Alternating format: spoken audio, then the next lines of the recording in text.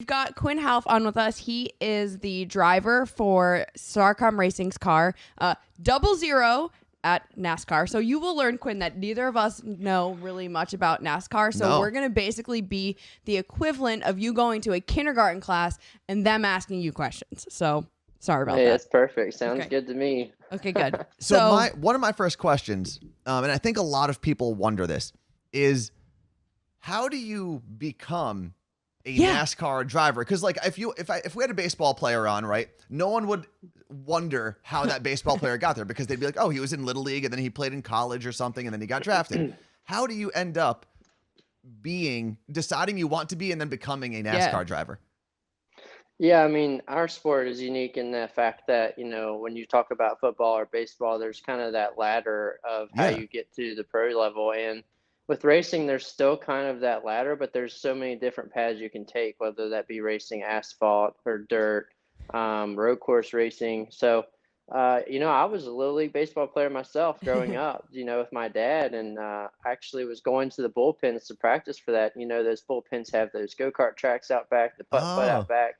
And my dad and I just started racing each other on those, and I loved it. And I saw a picture of a kid that had done go-kart racing for real, and I bugged my dad for 2 years that I wanted to race competitively in go-karts. And he finally caved in, and we did it as a hobby, just like anything else, when I was 8 years old. And the rest became history. I didn't come from a racing family or racing background at all. This was a bug I got all on my own, and we met a lot of great people along the way to help me get to those latter steps of what a driver needs to go through to get to being a professional race car driver. So how fast exactly, what is the fastest you've ever driven? Well, I never really know when it's the fastest. You don't know how fast you're really going, I always say, until stuff starts to slow down and stop or wreck in front of you. So, but the fastest we go probably averagely is just above 200. We just did our first race at Daytona 500.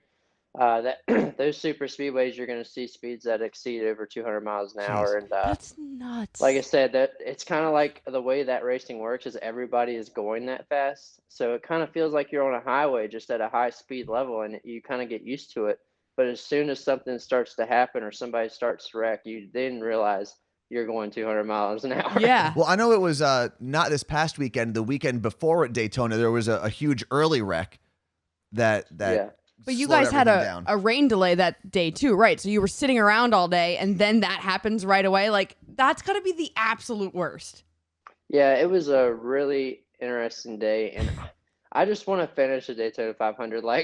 That race is so hard to finish because of the way the racing is. If something, you got 40 drivers under a blanket. If somebody makes a mistake, they take, like you guys said earlier in the race, they take 5, 6, 10, 15 cars out. So we luckily missed that, and I thought we were sitting pretty, and we waited around in the rain delay. I didn't think it was going to happen, so I ended up going out to eat with my family back at my winter home. They called me we're getting ready to get in the car, and I'm racing to the track, running onto the pit road to get in the car to race. And we get going again, thankfully, but unfortunately, because of all those wrecked race cars, some of them tried to go back out and threw a lot of debris on the track, ultimately cutting down one of my tires and sent us into the fence and ended our day early. So it's really tough to think I feel like I was putting myself in a position where we weren't going to be vulnerable to somebody wrecking us, and we still somehow ended up getting wrecked. So we're going to study back on that one and figure out how to finish one of those things. By the way, I know I've talked about this on the stream before, but my brother owns StarCom Racing. My sister and my niece both do all the PR and marketing. So this is my first time meeting Quin, but he knows my whole family, which is crazy. So I know a lot of people in here know that, but just for anyone new or whatever, that's how we're all connected. So, and I know Carla Marie and I have wanted to go to a NASCAR race. I have a friend who used to work for NASCAR a long time ago and said it was one of the best experiences as a fan you can go to. Are fans allowed back at NASCAR races, or is there a limit? How does that work currently with the pandemic and everything? With COVID style has thrown a wrench in about anything with life. But this year, we're thankful that we actually got to finish our race season last year. Unfortunately, it was without fans for the most part. The experience still, as far as inside the track, is regulated to we're having our own little bubble. No one's allowed in the garage except essential employees. However, the state officials are allowing variances of levels of fans in the grandstands per that area. So, at the Daytona 500, we were allowed 30% capacity, I Cool. believe. Going into, Vegas, I think they're going to have a certain percent. So it kind of varies each week, but it's good to finally have some fans back in the stands, because I tell you, last year when we went back racing and nobody was there but the drivers, it felt like you were just going to practice. There was none of that energy. That's I weird. couldn't have, the first race back last year in May at Darlington, Kevin Harvick won the race and he got out to celebrate after doing his burnout, but everybody turned their car off and it was dead silent. That's And creepy. It's just so different. It was Yeah. it was just really weird. And I'm so glad to see that these places are allowing Yeah. some fans back under safety protocols, But- obviously. I could understand if you're on a basketball court or a football field, because normally you look up and you hear the crowd and everything. But if you're in your car during the race, do you notice a difference? Gotta feel it though. Yeah, it's all about the energy leading Okay. up. Our sport Yeah. is so interactive with fans, with experience levels of them being down in the garage or them being at our drivers meetings or the driver intros, all that, and that Yeah. kind of gets you amped up. But you're right, like once we get in the car, I feel like our show hasn't changed, because once we're in the car, that kind of takes that aspect out of it. But then when the race is over, it's like all those emotions are flowing, and then there's no energy outside the car So creepy. whatsoever. Yeah, you want to So it's celebrate like- and you're like, yeah. Anyone here? We are with Quin Houff. He is a NASCAR driver for StarCom Racing, but literally like it was an hour ago, you guys just announced a new sponsor. It's 8 Ball Premium Chocolate Whiskey. I see you've got it behind you and you've got your shirt on. So are you pumped about this? Obviously you're pumped about it, but tell us about, because I don't know about 8 Ball Chocolate Whiskey. Also, is it Yeah, so- confusing that you're 8 Ball whiskey, but you're the 000 car? So Oh my there's God, an 8 so on many your car numbers. and zeros on your car. Yeah, so I saw a fan already tweet, you're the 008. Yeah. like, Yeah. just one past 008. 007. So, no, 8 Ball Chocolate Whiskey is new to the sport, and Cool. they're a new company that's formed. This is something that Paul Thomas on the West Coast out of South California created, and it's just booming all the way through Vegas, and they're coming into Texas and Kansas this year. And I actually ran into the product while I was on the West Coast last year before COVID, and just Wow. reached out to him, and he really believed in our story and what I'm doing, what the team's doing, being new, being a grinder, working hard. It was all things that matched up with him, and for him to be able to believe in what we're doing and come on board and support us is great. And I look forward to being a part of that family That's and cool. helping it grow as it comes across the U.S. And obviously, I got an empty bottle back here already. These are the only two I've gotten so far. And my family drank the one while I was racing the Daytona 500, and I've been sipping on the second one here. But it's a really good product. I mean, it's just something like, I'm the kind of guy that wants like a little piece of chocolate or something sweet after dinner. And this is You like can drink perfect it for now. that. Yeah. Just to have like a sip of that. Or if you're into mixing it with ice cream or coffee, I think it would be really good for that too. So it's definitely a product that sells itself, and obviously our race cars and the branding. Cool. I mean, nobody hates the 8 Ball. Like Yeah. everybody recognizes that. So it's going to be a lot of fun to see how fans like it. And you might not be familiar with what we do on the show sometimes, Quinn, but you can't see it now because you're not seeing what the viewers are seeing, but we have a little shot glass that's on the left or right of our screen, depending on which view you have. And every time that fills up with people following and subscribing to our channel, we take a shot. So I think you should send Oh. over a bottle of 8 Ball, and we'll just use that as our know some shot that people we who take. could Yeah. get that. Yeah. Yeah, there you go. Also- yeah, and I even got a little 8 Ball cup here. Oh, how That cute was is my- that? That was my teaser last night. Okay, so. we need that. I gotta talk to my brother about getting our faces on the car. Imagine, Quinn, you had to drive a car with our stupid faces on it. That would be Hey, terrible. I will drive anything as long as I'm driving. I don't care what's on it, Aw. the number. Okay, so Oh. Court just sent a message in Twitch, and her question was, how long is a race? What do you think about while you're driving? Are you tuned to the race, or does your mind wander like when you're on a road trip? I hope it's not wandering. Our races are very long. Our races variance from 500 to 600 miles down to about 300 to 253 miles. Like this past weekend at a road course. So our races averagely take about 3 hours. The ones that take 4 to 4.5 are pretty wear you out. I mean, what people don't realize is like, oh, you're just driving, but what they don't realize is you're driving to the fastest limit you can. These race cars are over 130 to 150 degrees inside. Jeez. You're wearing all this fire equipment and safety equipment that just makes it that much hotter. So there's so much physical demand to this that people don't realize. Yeah. and you never get a break. Like, it's not like I'm It's gonna go out true. there and just start Sub wandering off in. thinking about Yeah. what's for dinner. Or I'm driving as fast as I can and racing these guys as hard as I can. So, yeah, it's no time to think. You're constantly, you got in your ear, you got your crew chief, you got your spotter with all this information, and then everything that's in front of you as well. You could be in the car for 4 hours, which I can't go like more than 30 minutes without peeing. So I need to know, have you ever gone to the bathroom in your racing suit? I haven't. You're lying. I haven't. Honestly, I be sure that I get everything out I can before the race because I do hydrate a lot. However, like I said, these race cars are so hot that I'm losing anywhere from 5 to 8 pounds just by sweating. Jeez. So Jeez, anything I that need to do I that. take in, even if I'm drinking during the race water, it just doesn't make it to where I have to go to the bathroom. However, I have talked to guys that are like you and they can't go very long without going, and they do have to go in their race car. So if you have to go, you don't hold it because you don't want to wreck one of these cars with a full bladder and take a chance of rupturing it. Oh my So God. what they do is they drill holes in the bottom of our seats. That way, if you do go, it doesn't get stuck in the seat. Oh Because my God. if it gets stuck in the seat, it will boil you and literally boil your butt. So there's a lot of thought process that What? goes into this. Yeah. Wait, so Are you okay. messing with me? Boil your butt? This is literally like Yeah, is things this that I like- would make up in my head. Is this what like drivers tell everyone on the outside as a joke, or is this legitimately like No, people can this pee is and it just real. I goes mean, through the seat?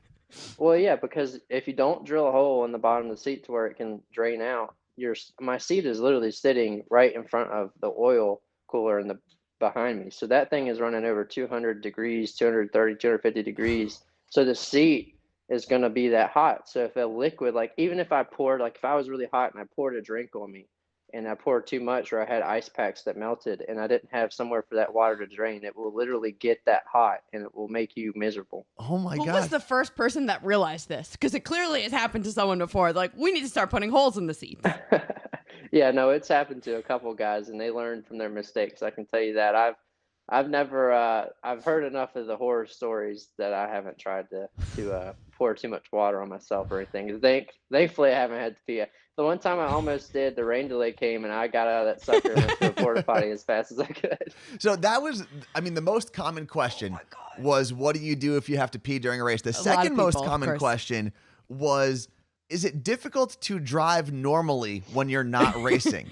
If you're used to go, like the question really is, if you're used to going 200 miles an hour as your job, and you get, the faster you go and the better you do, the more praise you get. Is it difficult or boring to just get on a road and drive 65 miles an hour? No, after a 500-mile race, it's kind of refreshing Yeah, to I'm get out sure. there and not feel like you have to go 110%. So I never have that problem. Growing up, all of our guys, my buddies as teenagers, once we got our driver's license, wanted to go fast, Yeah. wanted to Yeah. go drive their cars, wanted to soup it up. I get all that out on the racetrack. That's So when crazy. I get in a race car, I'm just ready to chill. I feel like I'm a safe driver, but I do see myself in the off seasons steadily driving a little bit faster, a little bit faster. I have gotten a couple speeding tickets recently, so if you need like a backup or something, I think I can There you jump go. in there. I've only gotten one speeding ticket after a race, and I was actually I was 16 Oh and my I was God. leaving the track, and I tried to pull the I just raced card, and it didn't work. No, definitely This- not. So this is a question who obviously is from someone obviously who watches racing and knows your career. They said, Quin, is your pre-race preparation different now that you have had notes from last year? Now that you're a year further into your career professionally? Oh yeah, absolutely. I mean, last year a lot of these races, I have all the data and everything from the previous ones, but I wasn't in those. Mhm. So I was literally watching everything I could from somebody else and saying, okay, well, that's what I have to do. Now this year, I can go back and be like, this is what I did. This is where I'm getting beat, and this is what worked and this is what didn't. And I can prepare myself that way a lot better. So, obviously without having practice or qualifying most of these races because of COVID still is tough on us, just out of being able to know what I like and what the car is going to feel like. But at least I have that experience and notebook with the team now to go back and say, this is what worked last Mhm. year and this is what didn't, or this is where we need to improve. So I'm really looking forward to going back to these places for sure.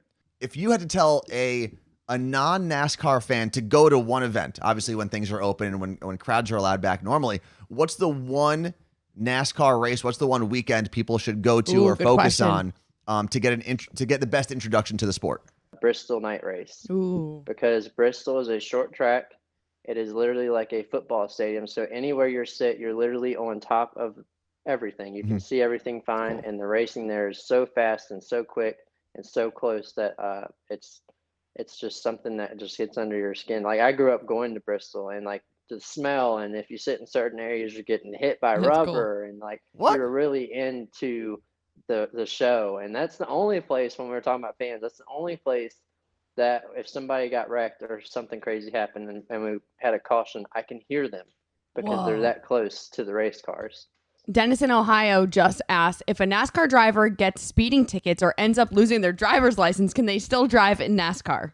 Yes. I was driving in NASCAR at the grassroots levels before I had my driver's license. You know, my dad would drive me to the racetrack so I could race. So I don't know if a cup driver has ever lost their license. I believe there's a couple that got some pretty hefty speeding tickets, but I don't think they've ever not been able to race because of it. That's fair.